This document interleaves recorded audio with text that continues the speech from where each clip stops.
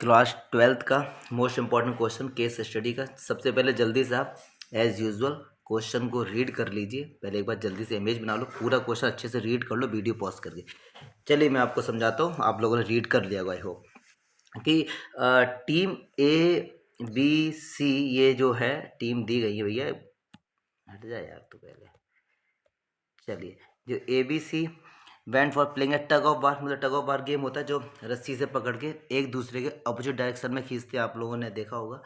तो ऐसे team A B C have attach a rope to a metal ring, एक metal की ring ये रही, इससे अटैच किया हुआ है और तीनों लोग अपोजिट डायरेक्शन, इसका डायरेक्शन इधर है, सी का इधर है और बी का डायरेक्शन इधर है, ये खींच रहे हैं ट्राई टू ऑन एरिया, अपने अपने एरिया पे इसको खींच रहे हैं। इस तरीके से क्वेश्चन दिया गया। टीम ए का जो फोर्स है वो F1, वो ये रहा भैया, F2 ये रहा, F3, सब कुछ गिवन है यार, कुछ भी ऐसा नहीं है। आप लोग क्वेश्चन को तो रीड कर ही लिया होगा। अब चलिए देखते हैं पूछा क्या गया, उसको देखते हैं। कह रहे what is the magnitude of the force team A. Team A का मैग्नीट्यूड बहुत ही सिंपल है। टीम ए का मैग्नीट्यूड मतलब क्या करना है, अगर मैं बात करूं, मैं F1 फोर्स की बात करता हूं, मैं F1 फोर्स की जो इसका मैग्नीट्यूड फाइंड करना है, मतलब इसके जो डायरेक्शन रेशियो हैं। अब डायरेक्शन रेशियो क्या होता है, देखो केस स्टडी क्वेश्चन आप करने बैठे हैं तो टीचर ऐसा एज्यूम कर लेता है कि आपको बेसिक कंसेप्ट आता है, फिर भी मैं हल्का फुल्का आपको रिकॉल करा देता हूँ। अगर कहीं पर लिखा मान लो ये 6i कैप है प्लस 0j कैप है, ये F1 है हमारा ना, इसके डायरेक्शन रेशियो क्या होता है, जो i और j के कोफिशिएंट होते हैं, मतलब उनके जो आगे लिखे होते हैं। तो ये 6 हो गया, 0 हो गया, ये हो गया डायरेक्शन रेशियो, तो इनका स्क्वायर करके ऐड कर दो बस। तो 6 का स्क्वायर प्लस 0 का स्क्वायर, तो F1 का जो मैग्नीट्यूड आ गया वो हमारा कितना आ गया 6, क्योंकि 36 का स्क्वायर रूट क्या होगा 6 यूनिट। तो ये हमारा आ गया मैग्नीट्यूड किसका, F1 का। तो पहले वाले का तो आंसर क्लियर हो गया। दूसरे का कह रहे which team will win the game, जिसका फोर्स जितना ज़्यादा होगा वही टीम जीतेगी। तो F1 F2 F3 तीनों का मैग्नीट्यूड आपको निकालना है, जिसका मैग्नीट्यूड ज़्यादा होगा वही टीम जीतेगी। तो चलिए F2 का भी मैग्नीट्यूड निकालना पड़ेगा। अब मैं थोड़ा सा फास्ट करूँगा।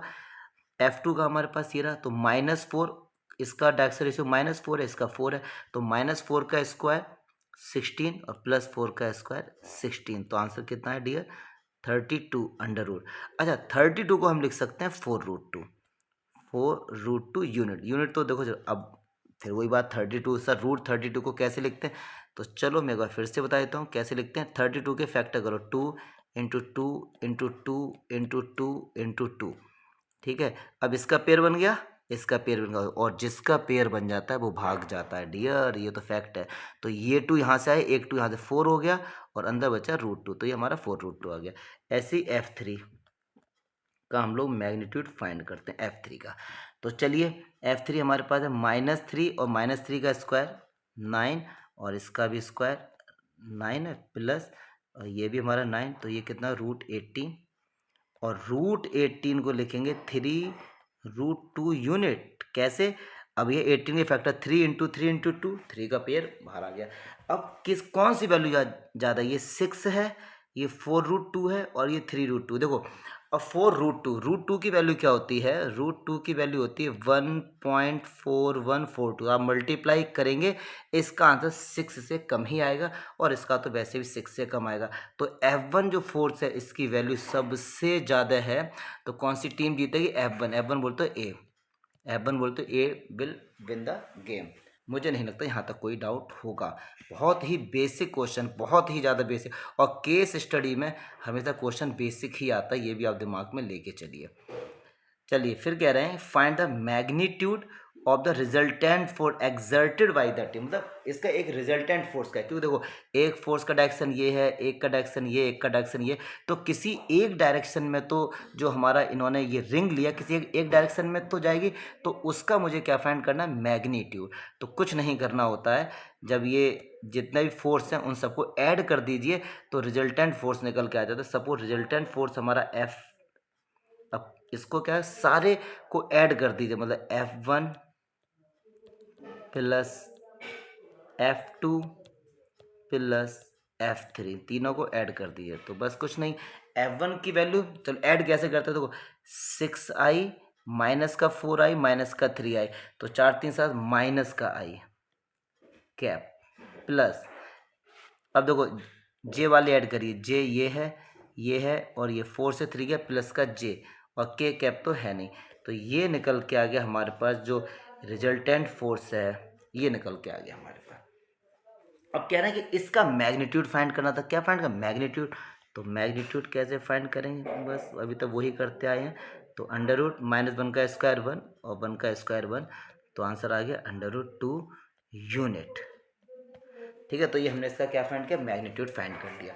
चलिए अब और करके जो क्वेश्चन दिया ये थोड़ा सा इंपॉर्टेंट है, इसको समझते हैं। तो चलिए इसको देखते हैं।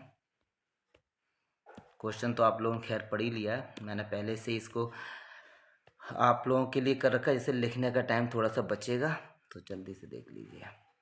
चलिए अब कह क्या रहे हैं, पहले इस क्वेश्चन को हम लोग देखते हैं। क्वेश्चन में बोल क्या रहा है? क्वेश्चन कह रहा है in what direction is the ring pulled, मतलब जो आपने एक रिजल्टेंट फोर्स लगाया वो किसी एक डायरेक्शन में तो इसको लेके जाएगा, तो वो डायरेक्शन बताना है। अब देखिए हम किसी भी डायरेक्शन, किसी के भी अकॉर्डिंग हम इसका डायरेक्शन बता सकते हैं। एक्स एक्सिस के अकॉर्डिंग बता सकते हैं, वाई एक्सिस के और जेड एक्सिस के। तो मैंने यहाँ पे एक्स एक्सिस के अकॉर्डिंग लिया। आप वाई, मैं चलो वाई का भी लिख के बता दूंगा, जेड का भी लिख के बता दूंगा। अब समझो इसका मीनिंग क्या है कि सर क्या बोल रहे हैं कि यार विद रिस्पेक्ट टू क्यों ऐसा। अब आप एक बात समझो, ये हमारे पास मतलब नॉर्थ है, ये साउथ है, ठीक है। आप इस समय यहाँ पर हैं, इस जगह, मान लो आपका डायरेक्शन, आप इस डायरेक्शन में आप जा रहे हैं, तो इसके दो आंसर हम बता सकते हैं अकॉर्डिंग टू नॉर्थ। मैंने कहा भैया इस एंगल पे जा रहे हैं आप, मान लो। और एक मैं बता सकता हूँ साउथ के भी अकॉर्डिंग, मान लो 180 - थीटा। यस हो, तो दोनों डायरेक्शन, दोनों के रेस्पेक्ट में, नॉर्थ के रेस्पेक्ट में आपने थीटा एंगल बनाया, साउथ के रेस्पेक्ट में आपने 180 - थीटा एंगल बनाया। तो यही कंसेप्ट है, जेड डायरेक्शन कैसे भी हम बता सकते हैं। तो अब डायरेक्शन की बात आई तो हमको निकालना पड़ेगा डायरेक्शन कोसाइन। क्या निकालना पड़ेगा? डायरेक्शन कोसाइन, जिसको हम लोग क्या कहते हैं? LMN। याद आ रहा होगा, L और M और N, ये हमारे क्या होता है? Direction cosine. जिस L को बोलते हैं कॉस थीटा और M को बोलते हैं कॉस बीटा और इसको बोलते हैं कॉस गामा। ये LMN नाम से आपने देखा होगा, ठीक है। चलिए ये सब बेसिक बातें हैं। अब एक्स एक्सिस के अकॉर्डिंग कैसे निकालेंगे, क्या उसका फॉर्मूला होता है? तो जो भी हमारे पास फोर्स है, अगर हम कॉस थीटा निकालें तो फॉर्मूला होता है A/√A² + B² + A B C का डायरेक्शन रेशियो। तो A जो होता है वो I के जो आगे लिखा होता है वो होता है, B होता है जो J के, और C होता है जो K के। तो A के आगे क्या? -1 और A² -1 का स्क्वायर और C मतलब K है नहीं तो 0। तो हमारे पास कॉस थीटा निकल गया -1/√2। अब निकालना तो थीटा था, क्या? थीटा था। तो चलिए अब माइनस का 1/√2 है।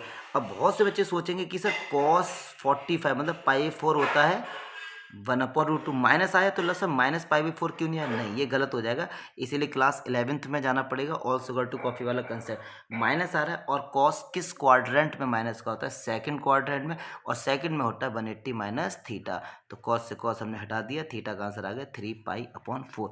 अगर आप इसी का वाई एक्सिस के में निकालना चाहते हैं, वाई एक्सिस के डायरेक्शन में, तो आंसर अलग आता है, एंगल की वैल्यू अलग आती है, बट आंसर आपका ठीक होता है। ऐसा नहीं कि सर एक्स एक्सिस में ये आ रहा है, वाई में तो अलग आएगा।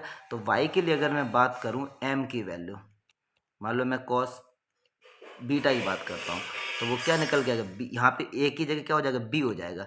तो बी कितना है सर? 1, और नीचे का तो सेम ही रहता है, नीचे आ गया √2। तो 1/√2 किस में होता है? 45 में। तो इसका वाई एक्सिस से जो डायरेक्शन होगा वो 45 डिग्री पर होगा। अगर आप निकालेंगे इसका जेड से, तो के तो है नहीं, तो उसका 0 हो जाएगा, क्योंकि जब हम लोग निकालने जाएंगे LMN निकालने जाएंगे, ऊपर सी तो है नहीं 0, तो 0 का मतलब 0 डिग्री। तो ये इसके डायरेक्शन हो गए रिजल्टेंट वाले फोर्स के। सिंपल है यार, कोशिश पूरी कर रहा हूँ, फिर भी कोई डाउट हो तो बता जरूर देना यार, कि मतलब सिंपल क्वेश्चन है। अगर मैं इसकी बात करूँ कि इसका डायरेक्शन कैसे रहा होगा, एक हमारा रिजल्टेंट फोर्स है, जैसे एक्स एक्सिस के साथ 3π/4 मतलब 135 डिग्री का एंगल बनाया, और इसके साथ 45, और ये जो है ये जेड एक्सिस के क्या होगा? जेड एक्सिस के पैरेलल होगा, इसीलिए उनके बीच में एंगल 0 आ रहा है। तो ये सिंपल सा क्वेश्चन था। केस स्टडी के क्वेश्चन हर दिन आपको मिलते रहेंगे, और फिर भी अगर आपको कोई डाउट है या कोई भी चीज़ समझ नहीं आ रही है, मैं भी डिजिटल स्क्रीन पे ट्राई कर रहा हूँ, क्योंकि केस स्टडी के क्वेश्चंस में डायग्राम्स वगैरह होते हैं। कोशिश पूरी है डियर कि जिससे आपको 100% समझ आए, कोई भी डाउट आपका ना रह जाए। फिर भी कोई डाउट है तो कमेंट बॉक्स में ज़रूर बताएं, और अगर अच्छा लगा हो तो यार अब तो कर दो सब्सक्राइब वगैरह, अब तो थोड़ा ग्रो करो, तभी तो समझो ना। ठीक है, बाय बाय।